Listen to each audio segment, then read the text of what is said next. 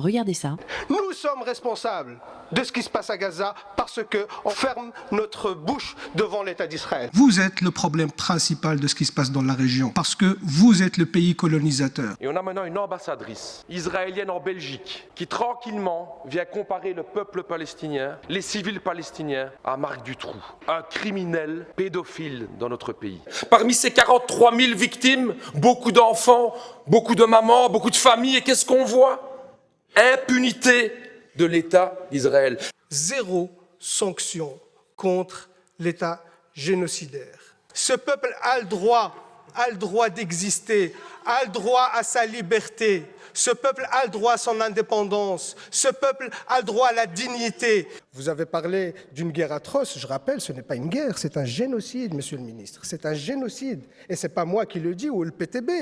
La Cour internationale de justice a prévenu du génocide. La Cour pénale internationale a mis un mandat d'arrêt contre Netanyahou. L'ONU a fait un rapport sur le génocide. L'Oxfam a fait un rapport sur le génocide. Même le monde académique belge s'est mobilisé. 6700 signatures dans le monde académique belge pour dénoncer les génocides et le manque de sanctions et qui appelle à sanctionner Israël. Aucune sanction contre Israël. Et je parle de tous les partis traditionnels, dans tous les gouvernements confondus. Et c'est ça qui est le plus choquant. Il y a l'aspect génocidaire de l'État d'Israël qui est reconnu d'ailleurs. Le rapporteur des Nations Unies nous le dit.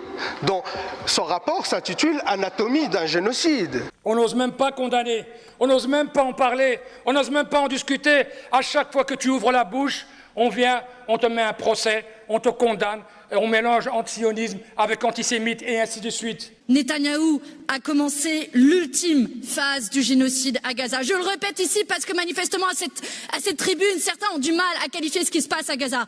Oui, c'est un génocide et il faut le dénoncer comme tel. Ça suffit d'inventer des antisémites qui n'en sont pas. Ça suffit de traiter d'islamo-gauchistes ceux qui défendent le droit de nos compatriotes musulmans. Alors qu'un génocide est en cours, que des dizaines de milliers de personnes sont d'ores et déjà mortes, qu'un nombre inconnu se trouve sous les gravats et tous les jours sont sous les bombes. L'adversaire que M. Netanyahou s'est assigné, à savoir le Hamas, soit d'une quelconque manière vaincu.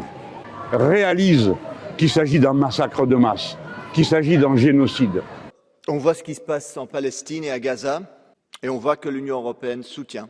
Parce que, soyons très clairs, le massacre et le génocide en cours là-bas seraient impossibles sans le soutien des Occidentaux. Ceci est un génocide perpétré par Israël avec le plein soutien des pays et des gouvernements européens. Et alors, je ne sais pas, mais on parlait des prisonniers palestiniens, des gens qui ont dit que c'était des dangereux terroristes. En fait, j'ai été regarder, les prisonniers palestiniens qui ont été relâchés, il y avait 69 femmes, 21 enfants, dont le plus jeune avait 12 ans. C'est bien un génocide qui est en cours à Gaza.